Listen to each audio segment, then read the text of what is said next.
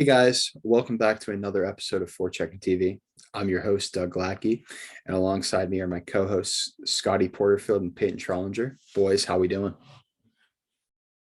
Here, man. We are here. It is November finally. We're starting to see stuff shake up in the National Hockey League, and potentially during this episode recording, we might see a superstar get moved to a different team in a different city. So it'll be very interesting to see how things play out there in the situation that we're going to. Mhm. Yeah, that's definitely going to be something to look forward to. Hopefully, it happens so that we have some more talking points. We can get really excited about certain things. So let's get it going. Yeah, I mean, this whole saga might end this evening. I feel like I've been just talking like a broken record about the Jack Eichel trade situation since the beginning of the summer. Actually, probably since the inception of this show altogether. But yeah, news leaked earlier that from Kevin Weeks that the Calgary Flames have Matthew Tkachuk on the table uh, to go to Buffalo for Jack Eichel. And I'll be completely honest with you, I just don't see that. Especially with the reports on where the value has been over the past several weeks with Jack. I don't see how you give up a Matthew Tkachuk in that situation. I could see Sean Monahan being moved, but Kachuk's probably the closest thing you have to a cornerstone piece on that roster. Like Johnny Gaudreau's good. Elias Lindholm's really good, but they're not really game-breaking players. Johnny Gaudreau, in my opinion, is most comparable to like a Phil Kessel, where he's a really good complementary piece, but he's not your main guy. you know. Um, Whereas with Kachuk, like he's your identity. He's probably going to end up being your future captain if he does stick around. And you know, part of me also wonders if this wasn't leaked through the media just to try and pressure Vegas into up in the offer that they have for Eichel, because I know that their their big package was draft picks and then Peyton Krebs and Nick Hague. Which isn't enough. I think with this report coming out, I think that this might pressure the Golden Knights into giving up someone like maybe an Alex Tuck in a trade to get Eichel in Vegas. That would help even out the cap as well to an extent. So what do you guys think of that? Going off what the actual tweet was from Kevin Weeks, he said, asking, my understanding is that the Flames have Kachuk, an upcoming first-round pick, a former first-round pick, and 2 prospects in the Eichel sweepstakes with the Sabres. So I think I agree with you, Dougie. I feel like, Matt Kachuk has been there for quite some time, and if we're being honest, he's got a shot at being the next Flames captain. I think that's going to be. I just don't see them, like we said earlier before the show started, and like you just mentioned. I have a hard time seeing the Flames parting ways with him just for what he brings to that team and what he has to offer. I figured Sean Monahan would be the guy to get moved there. He hasn't been a fit with Daryl Sutter's new system in Calgary. It doesn't seem like he's going to be a fit either. I figured, Monahan, his name came up potentially being moved last season and during the offseason as well. It just never happened. If someone was going to get moved out of Calgary, it would end up being him. So, like I said, I don't see Kachuk being the main piece in that of that puzzle if this deal is to happen in the Calgary side. Back to the whole Kachuk being like that cornerstone piece. I also was gonna say something like that too. Whenever you think of the Flames, you don't think of John. At least I don't think of Johnny Gaudreau anymore. He might have been that guy in the past, but Doug, like you said, he's more of a complementary piece now. Brady Kachuk is definitely the guy that you think of, or Kachuk, he's that guy that you think of when you think of Calgary. And I mean, it's unfortunate because with this Eichel trade, if you're going to get Eichel, you're going to have to sacrifice one of those big names, and these teams have to be careful with it because this trade is going to alter a lot of teams' futures, either Calgary's or Vegas's. They're giving up multiple first round picks, multiple picks. So, you have to consider everything. Eichel's definitely going to be worth it, but do you really want to trade away, like you said, your future captain for Jack Eichel? Do you want to trade away Alex Tuck that's been popping off and has been doing really good in Vegas? So, like, bottom line is there's just a lot of things to consider, and someone's going to have to get moved. Yeah, and that's the thing. Like, I understand that we're like freaking out about. I understand the freaking out over moving these big pieces, but before people were panicking about, like, for instance, this summer the Rangers said that Vitaly Kravtsov was off the table in a Jack Eichel trade discussion. Look what happened with that guy. They just loaned him to the KHL again because he doesn't have a true opportunity to play and develop in New York. There was a time where the Golden Knights were hesitant on moving Nick Hague.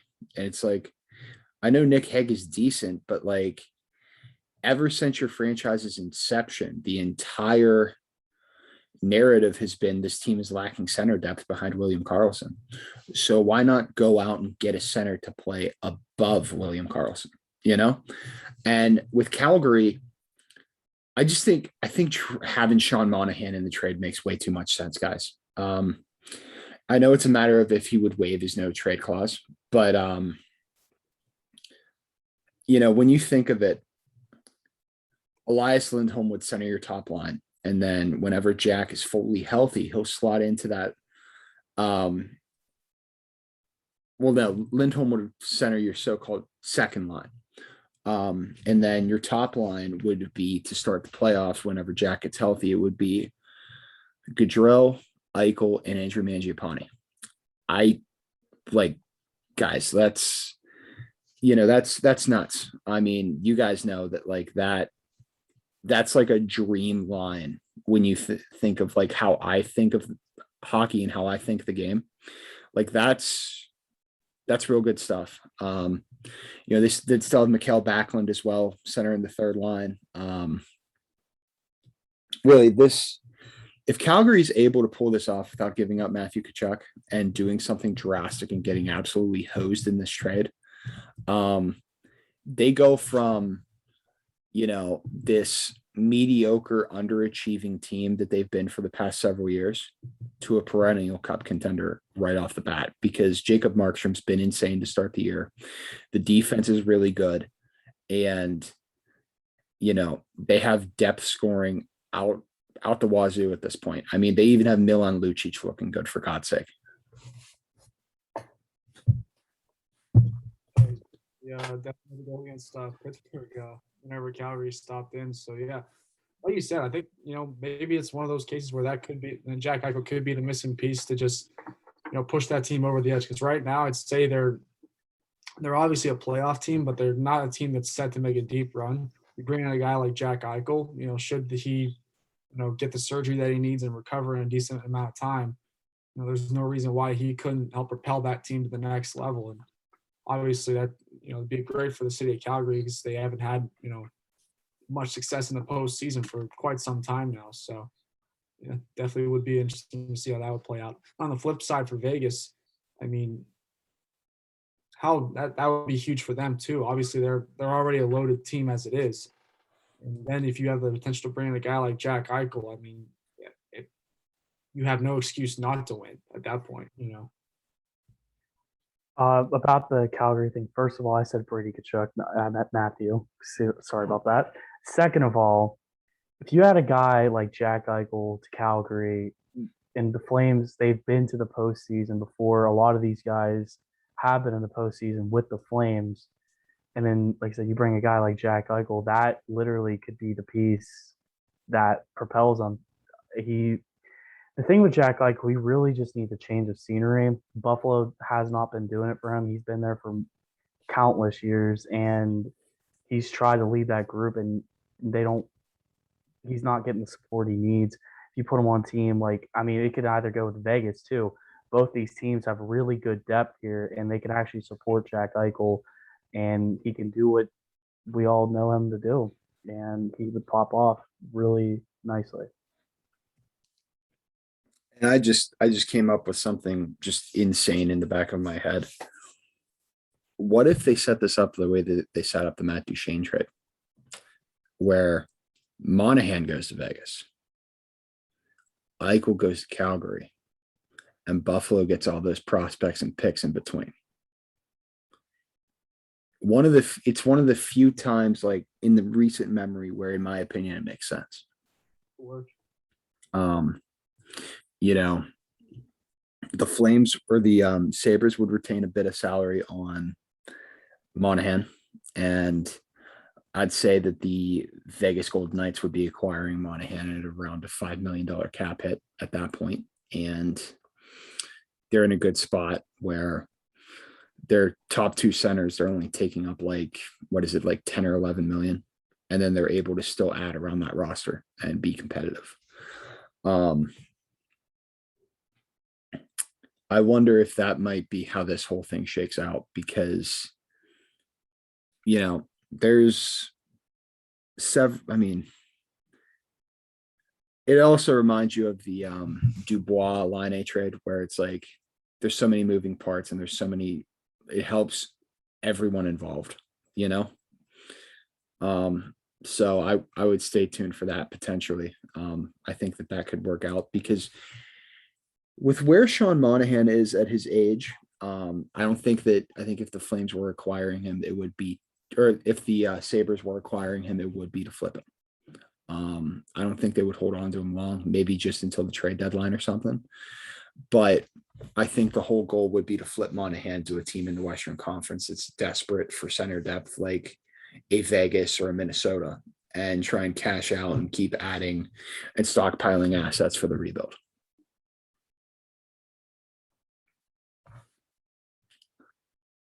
Yeah.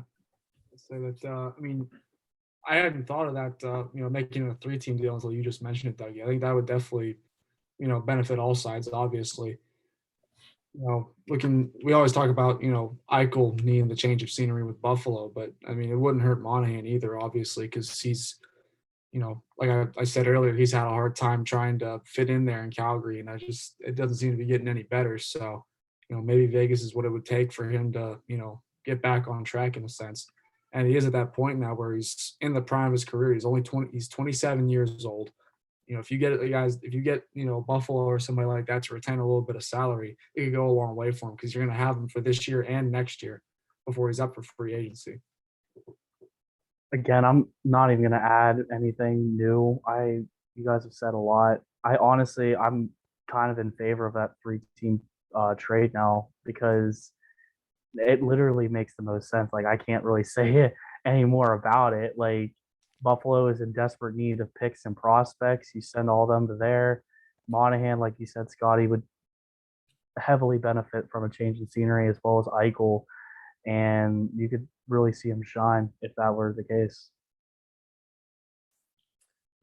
Yeah, I agree. Let's just, honestly, we're in a wait and see type pattern. But moving forward, once again, in Penguins land, everything sucks. Sidney Crosby and Brian Dumoulin are both in the COVID protocol, and Sid is symptomatic, which means he will be out a minimum of 10 days. And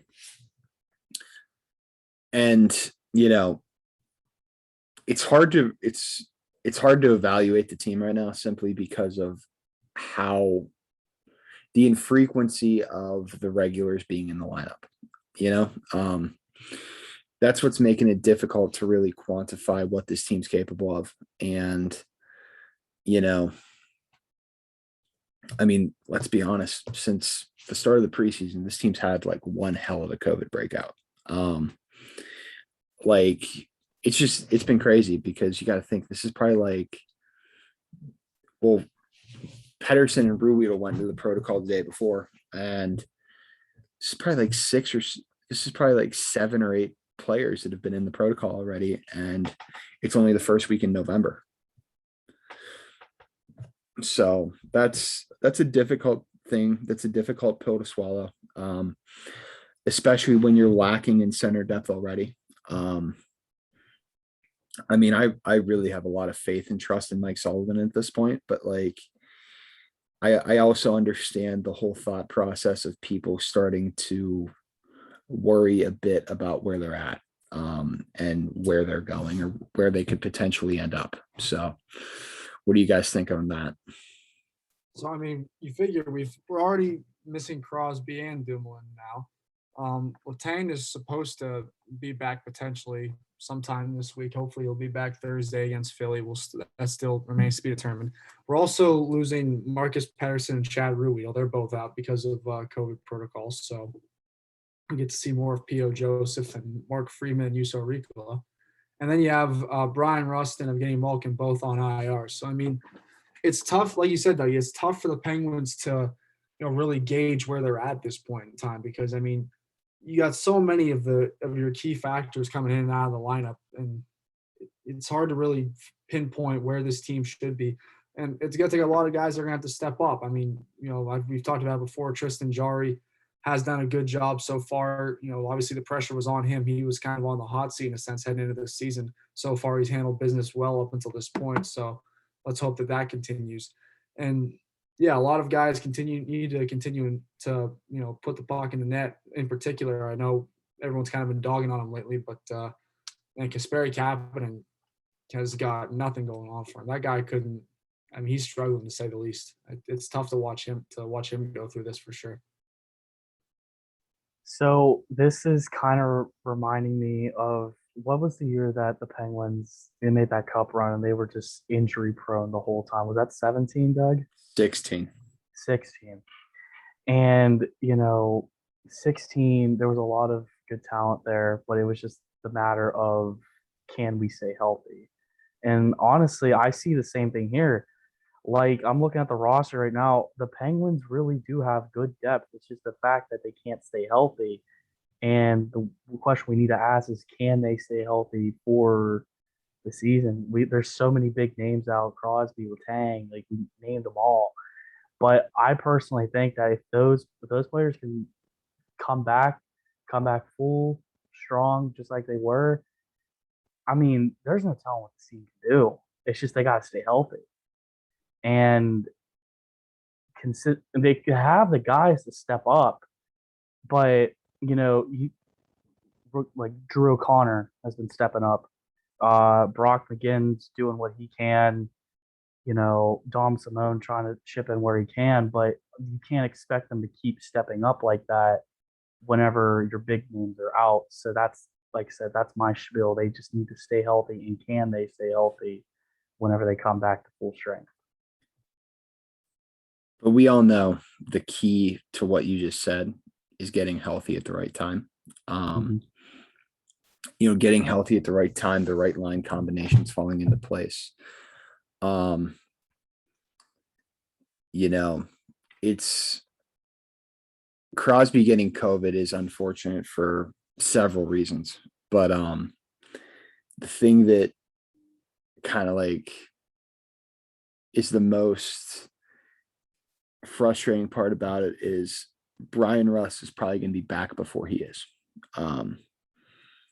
which means there's going to be no time for them to truly explore with potential right wingers for Crosby and Gensel. Whereas, we've talked about Danton Heinen maybe going up there. Rodriguez looked okay up there at times in the past. Dom Simone, like we've talked about all these guys going up, playing with Sid, giving the team an opportunity for the lineup to be deeper. But,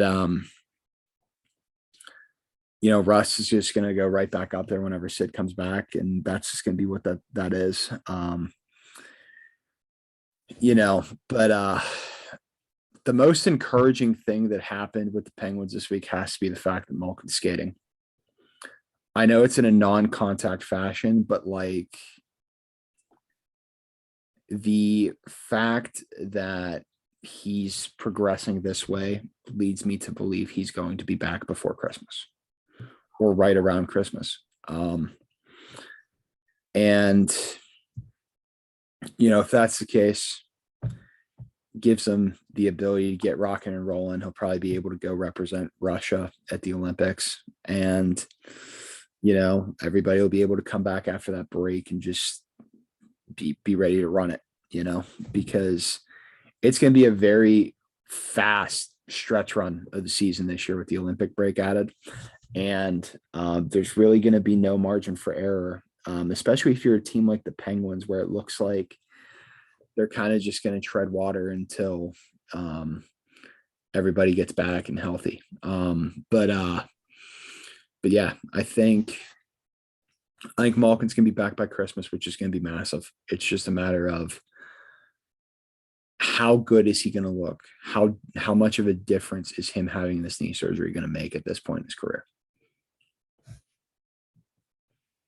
mean, the thing that everyone needs to focus on right now is just, how much longer can the Penguins tread water? Because right now their version of treading water isn't working. They are last in the Metro with a record of 3-3-2.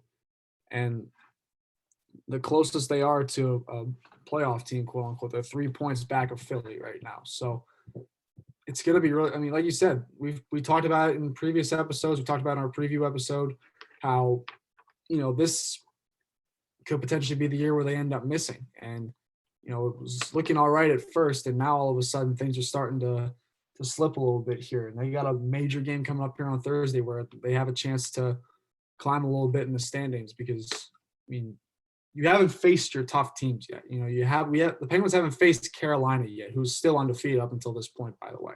They haven't faced the Rangers, who are doing just fine. Haven't faced Washington or any of those teams yet. So, tough times are coming. We are not exactly we haven't even gotten into the woods yet, for that matter. So, a lot of big games are going to be coming up here sooner rather than later for Pittsburgh. One thing I want to add to that, I personally see it as a positive. We are still early in the season, which is good. We're very early in the season, and I know Penguins are last in the Metro right now, but I think if Mike Sullivan can just keep motivating those depth players, just keep in contention at least, just keep it competitive and just keep going. By the time, hopefully, that's what we're all thinking. By the time Crosby, Russ, Malkin all come back, they can make a solid playoff push. So that's the hope I'm clinging on to, is that it's just early in the season. They're out. They don't have all their guys right now, and they're just going to try to keep it competitive until they actually come back and they're fully healthy. Yeah, that's the whole key. And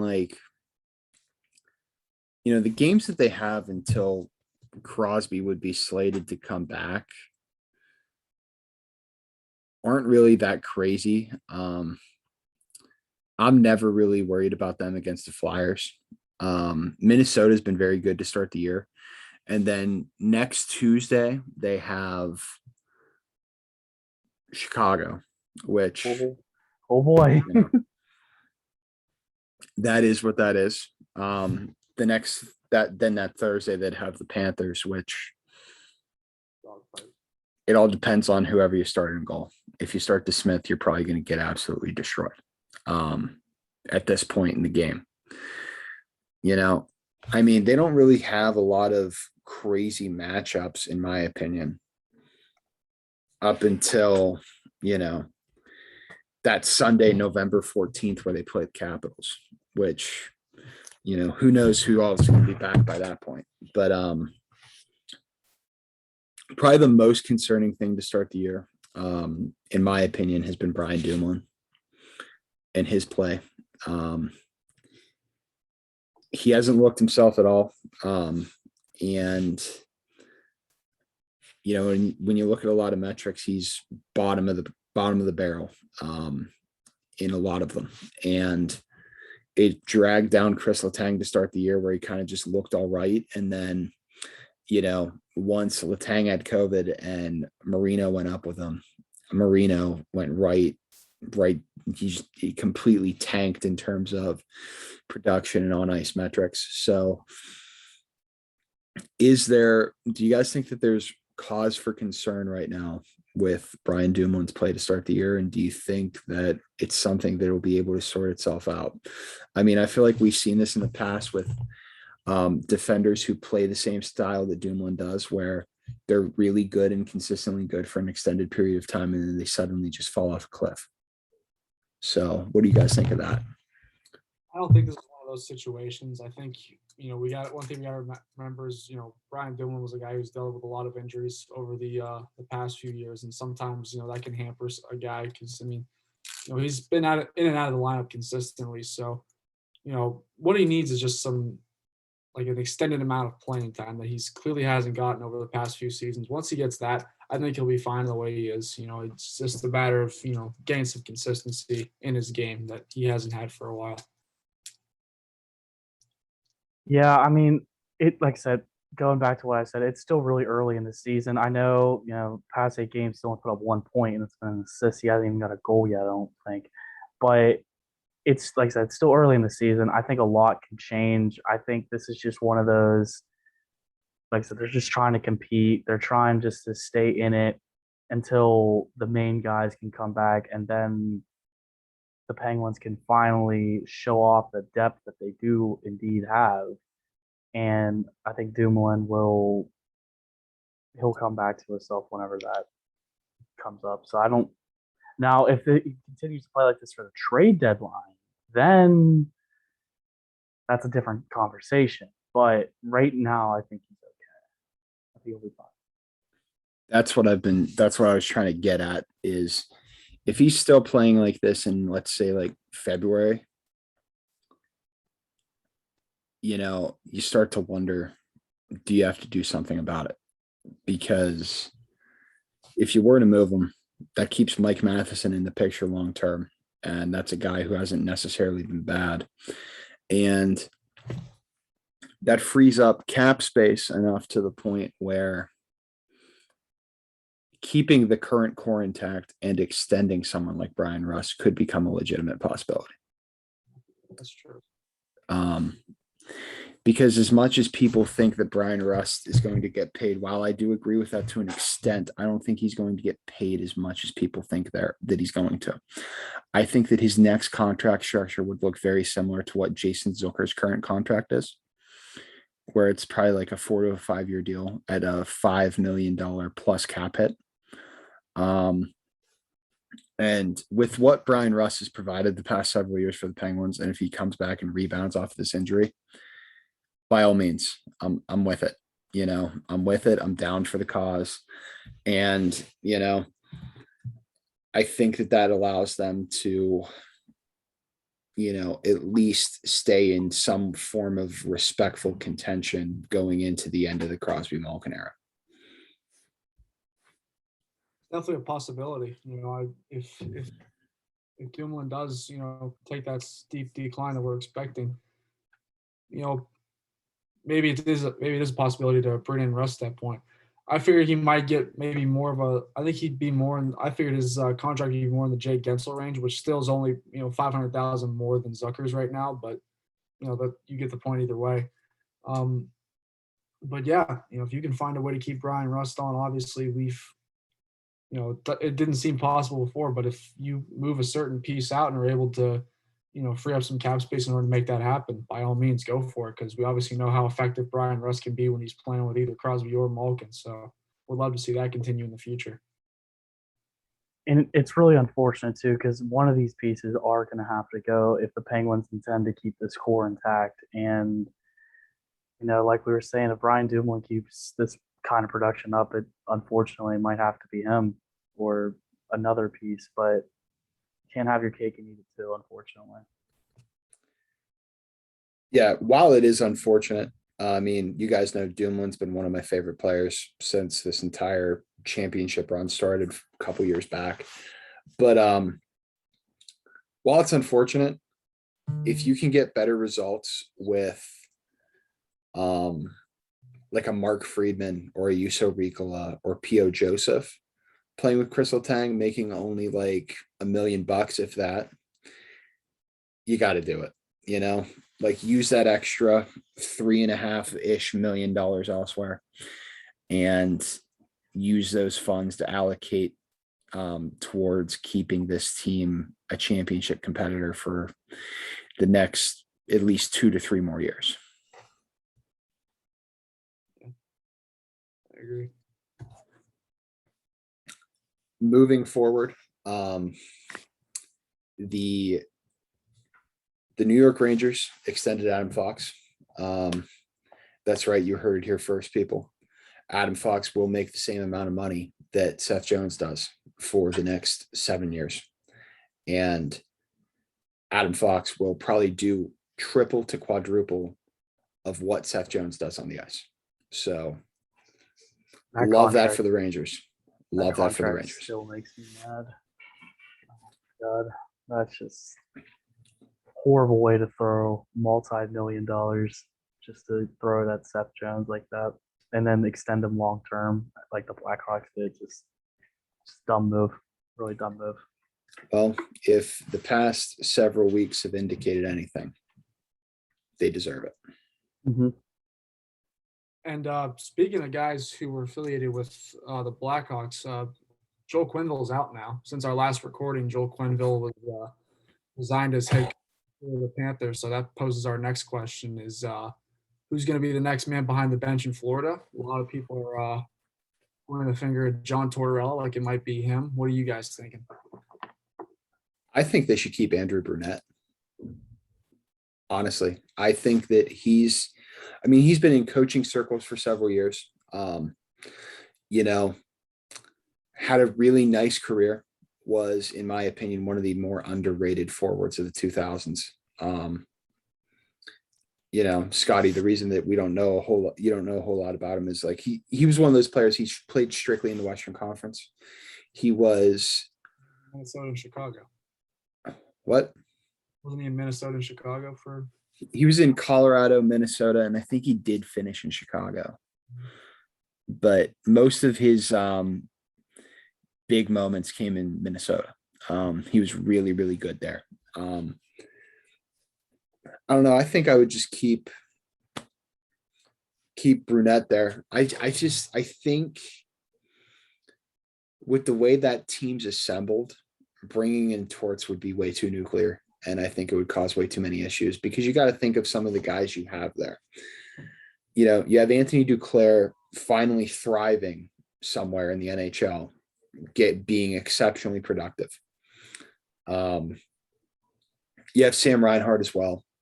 I don't think, just looking at the way Sam Reinhart plays and hearing some things that I've heard about Sam Reinhart over the course of his career, not going to be a guy who meshes well with Torts.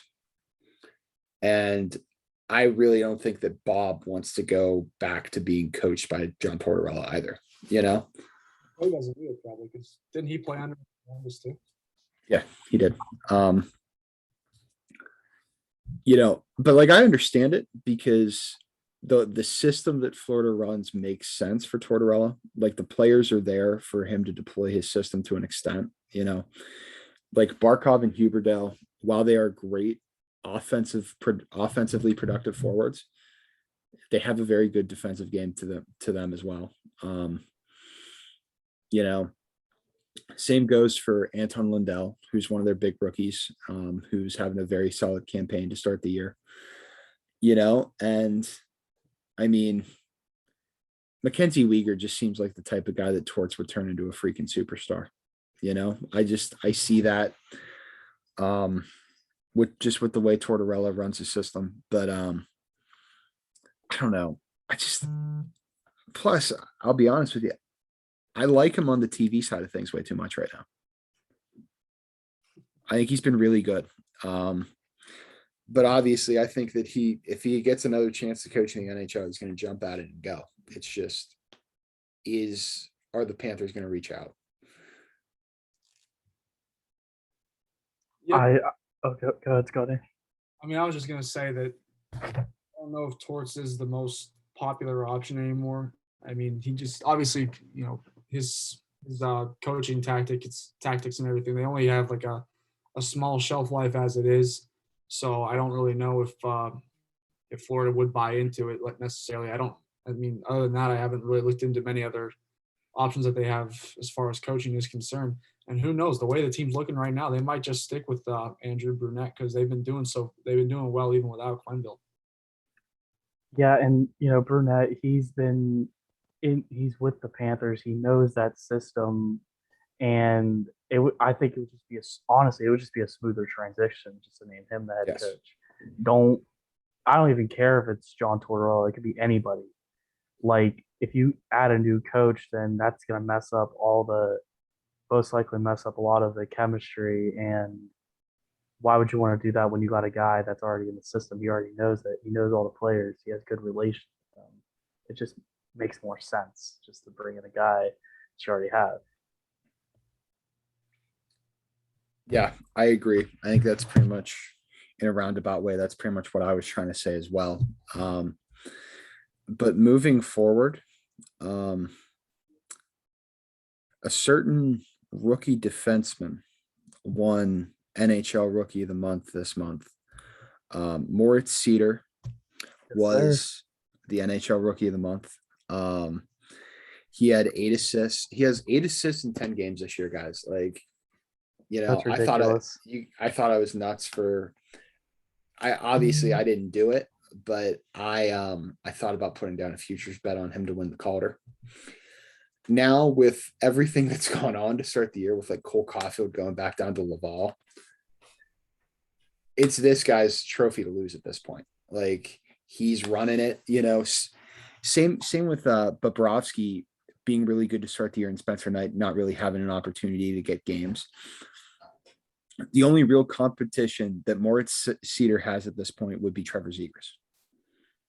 And yeah, there's really not a whole lot going on for him. I don't know. It's exciting, and then I also have a little futures bet down on Freddie Anderson to win the Vezina Trophy, and he's been one of the best goaltenders in the league so far through the first month. He has I know he has a 7-0 record. Actually, let me see. That might have changed, actually. He's 7-0 with a .956 save percentage and a 1.29 goals against average. That's unbelievable for him. I'm very, very excited for him to get another opportunity to go somewhere that's kind of low key and fun to play, where he's no longer under the media scrutiny of Toronto, where he has to be the main guy at all times. He can just go out there, play net, do his thing. So there's that. I mean, he's been absolutely phenomenal. I called that one right on the money. So there you go. Yeah, I mean, Freddie has done, benefited off that change of scenery. Obviously, Carolina was, a good team anyways, but it helps having a fresh start, I guess, in a new place, especially like you said, comparing the markets of Toronto to Raleigh. You're not underneath nearly the microscope that you are in Toronto. Obviously, I mean, these last 2 seasons, it's hard to ignore the criticism that's coming your way, especially whenever you play in a market like Toronto where they pretty much live and breathe hockey. So the fact he's in Raleigh now and he's thriving, you're happy for a guy like that, and it's good to see. And I'm glad that he's enjoying his time there. Yeah, he definitely looks a lot more relaxed since he's joined the Hurricanes. He's literally just doing his thing, and he's not under all that pressure anymore. But I also want to throw it back to Moritz Seider real quick. Just like being a defenseman and a rookie defenseman at that, and being able to contribute as much as he is, 8 points in the first 10 games, like that's huge. That's definitely nothing to sneeze at, especially in the NHL. Like that, I'm not over that. Like this is exactly why we have our little. I have a little joke with Mort Cedar that he was selected 6th overall. They could Detroit literally could have drafted like Trevor Zegras. They could have drafted Cole Caulfield. They could have drafted anybody but him, but they chose Mort Cedar. And we now are seeing why a lot of people, including myself, was very skeptical of that pick, but he's proven them wrong, and I'm glad he is. Yeah, and it makes you wonder what's going to happen for the Detroit Red Wings whenever Sebastian Cossa is NHL ready and he comes up. because that was another pick this year for Steve Eisman that was greatly criticized because he reached and took Sebastian Kosa over Jesper Wallstedt, who, everybody was hyping up Jesper Wallstedt, where he's like, okay, this guy's the for sure thing. But for whatever reason, Steve Eisman knew something about this Sebastian Kosa, and he took a chance on him. So hopefully that works out in their favor, because they have a lot of the key pieces already in place. I mean, for instance, Lucas Raymond has looked really good as well to start the year in Detroit. And, if they're able to figure out who's going to be the goaltender of the future, a lot of the stuff that they need is in place. It would be nice for them to hit on a draft lottery at some point and get a top end center, because they need somebody to run with Dylan Larkin if Dylan Larkin even does end up being there whenever they start contending again.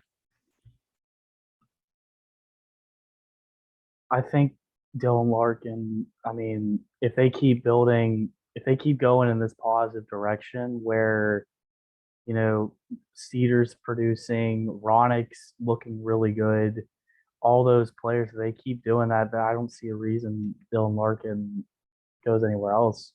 He's going to want to lead that team. That's a team you want to take control over and, not take control over, but lead them to greater things. Like, that's the perfect team. Plus, you got to keep in mind, they also still drafted Simone Edvinsson this year with the 6th overall pick as well. So like that's a good sign. He was one of the better defensemen in the draft, and that's going to really help the Red Wings along on the blue line. Beyond that, obviously, I'm going to look real quick and see if there's anything new going on with Jack Eichel. But we got to talk about the Morgan Riley extension. I think. Let's get into this. I think that has some implications on what the Leafs can and can't do heading into the offseason, because I think now you've all but lost Jack. There's no way you're signing that guy. No chance. Yeah, I could see that, and I mean, I think a lot of the space that can come from Morgan Riley will come from them. I think they're going to end up moving Justin Hall in the end, and I think that Alexander Kerfoot is all but, he's all but traded at this point. I think that they're going to move him to a team that's desperate for a center, for a younger left winger or a younger winger to go play with either Tavares or Matthews. I saw somebody kick this around on Twitter today. Not really sure how real it could be or how possible it is. I mean, we all know that a lot of Toronto people's perception of trade values of other players is exceptionally jaded. But Alexander Kerfoot for Jordan Greenway. I don't know how possible that would be, but I think that there's good potential there for something to go down with a trade of that nature, because they need a left winger, and Jordan Greenway is pretty gritty, and I could see him slotting in where Kerfoot is at right now on that line with Tavares and Marner, and stepping up big. Yeah, definitely could. I think, it definitely has that potential, I'd say, in terms of, just having, I don't know if he had the impact. He probably could have a bigger impact, actually, as opposed to what Kerfoot's doing right now. But, I mean, it's definitely a possibility, and I wouldn't mind seeing it. I think it'd be a good fit, truth be told. I mean, anything would be an upgrade over what Foligno brought for him last year. Or over what Nick Ritchie's doing right now. Very true. And that's another person I think they'll end up needing to move, because he hasn't necessarily shined either. He's actually been, for lack of better terms, he's been pretty damn bad. So there's that. What'd you say? Take him at this point, though. Yeah. but I think the Maple Leafs are in a good spot since they switched up their lines, guys. For whatever reason, I don't know why they've strayed away from Marner with Tavares, because they were so good together that Tavares' first year in Toronto. I understand that if you're Mitch, you want to play with Austin Matthews, but at the same time, like what's really the big difference between Matthews and Tavares? They're pretty similar. Just ride it out and go for it. When you also got to put your team first too. Like you can't just say, "Oh, like I will play with Austin Matthews." Like no, like you need to do what's better for the team, especially for Toronto, especially for the Maple Leafs. Considering their past, you need to do what's best for the team. You need to do whatever you can to make sure. Literally, their end goal is to get out of the first round. Do whatever you can to do that. I don't care what it takes. Put Mitch Marner on the fourth line if that's what it means. That's the mentality you have to have. But that's just my thoughts on that. Plus, I think Nylander is a better fit with Matthews anyway. Like we were talking about it last week a little bit. Nylander's done everything right up until this point, ever since he signed his extension. Like there's really no reason to be griping about William Nylander unless you're one of those weirdo older people who think he doesn't check enough, when really he's probably the grittiest player on the team. So honestly, I think they're in a good spot. I've always had this thought, that their best chance at succeeding long term would be to have Sandin and Liljegren together, and now they're playing together, and look at where we're at. So there's that. Anything else big you guys want to touch on?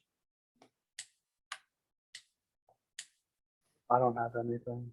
All right, before we go, I know I said we were going to lead off with this, but I want to talk about it anyway.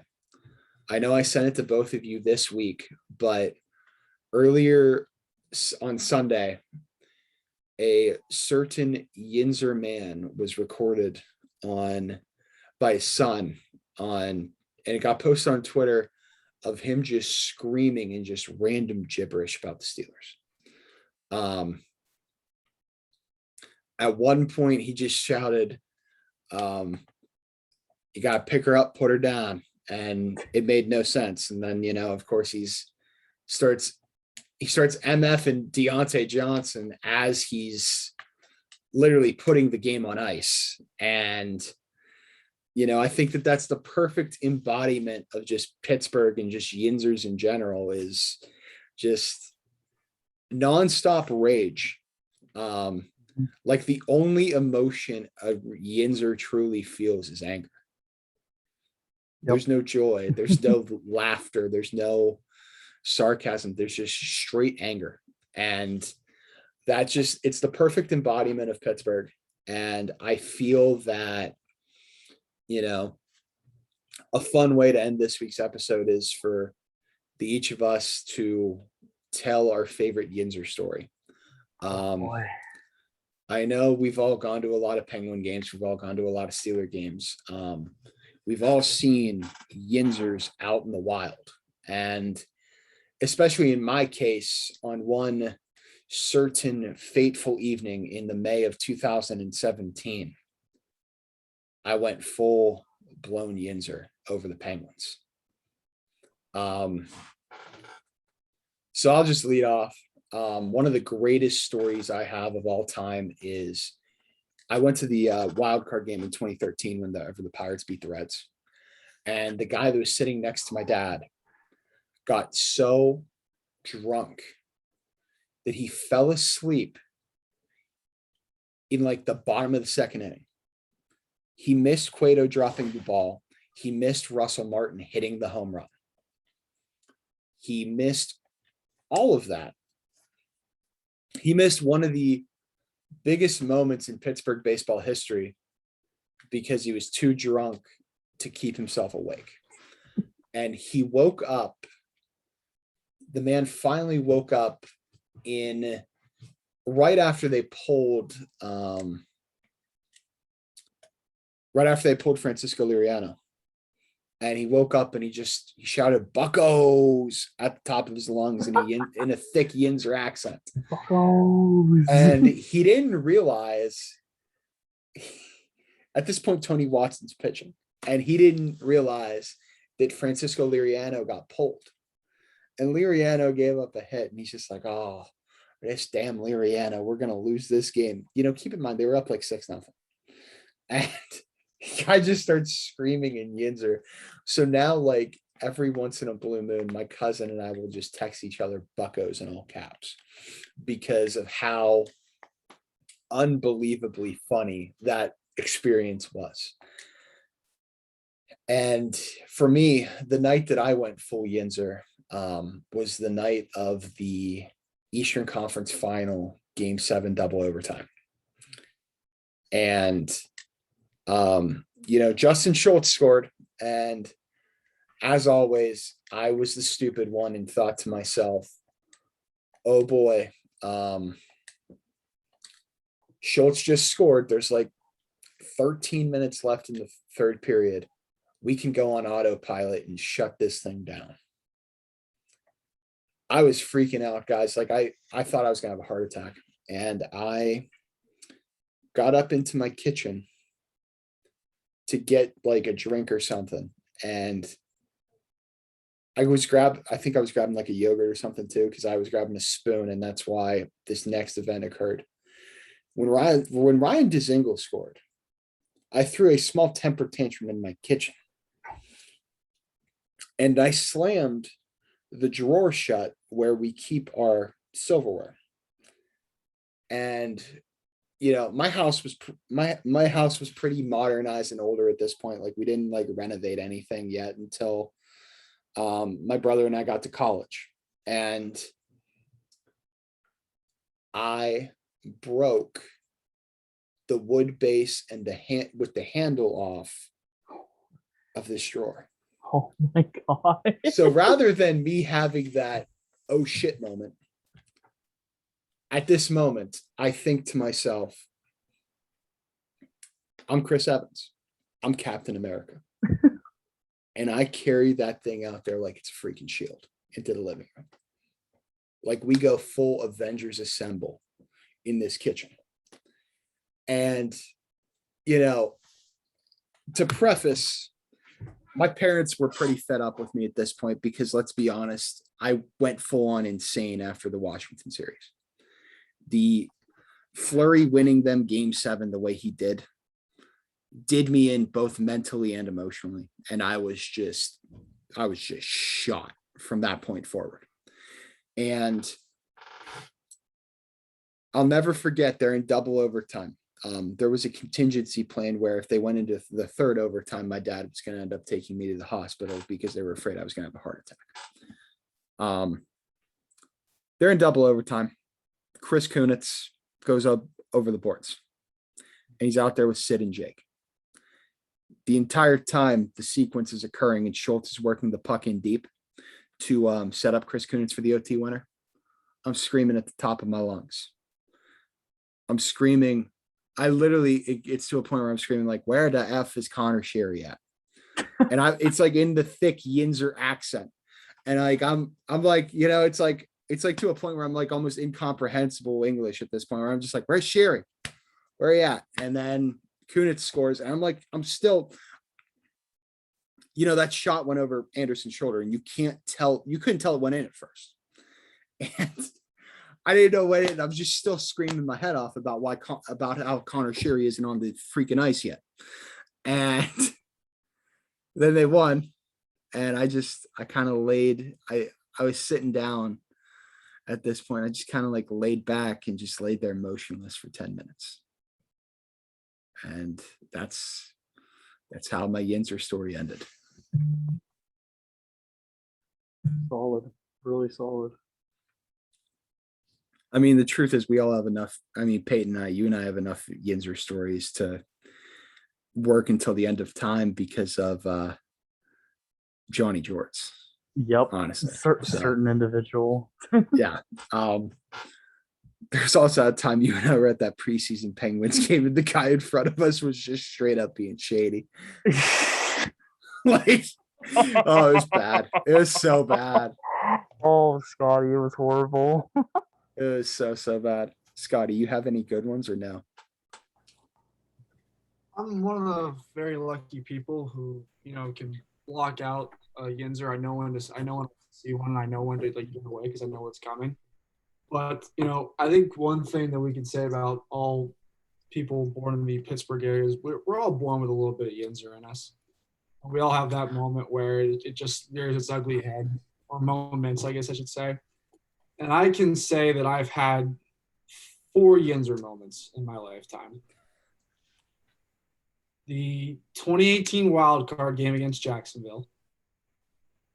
The week 17 in 2018-2019 season, whenever they beat like Cleveland or Cincinnati, and then they beat Cincinnati, and then Baltimore the Browns had to win the game, and they didn't. 2020 whenever the Pens lost in the qualifying round against Montreal. Oh boy.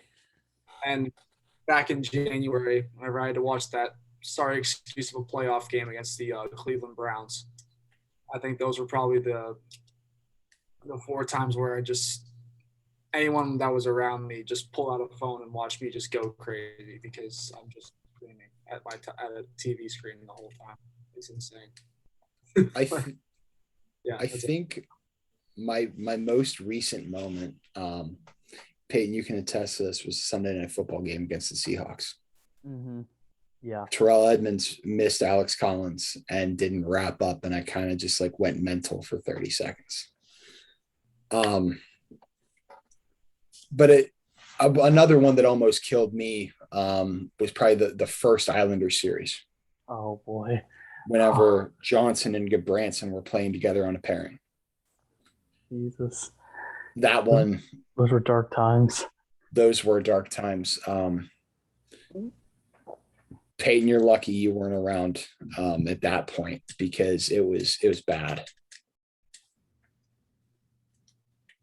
I think if I had to pick my own personal Yinzer moments, definitely the one whenever the Pens got knocked out in the qualifiers to Montreal. That was a rough time. The one I was thinking of was whenever we treated the New England game like the Super Bowl. Yeah, that one. Jesse James dropped it. Mm-hmm. That one was bad. I remember that night my parents wanted to throw me out of the house.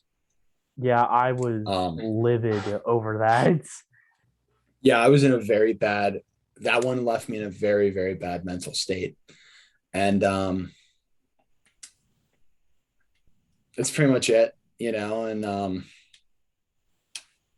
it was bad. It was very bad. But yeah, I just needed to get that out of our system because I love it whenever random Yinzer stuff comes up because it's just so damn funny. Mm-hmm. Anything else actually important you guys want to touch on? No, I don't have anything else.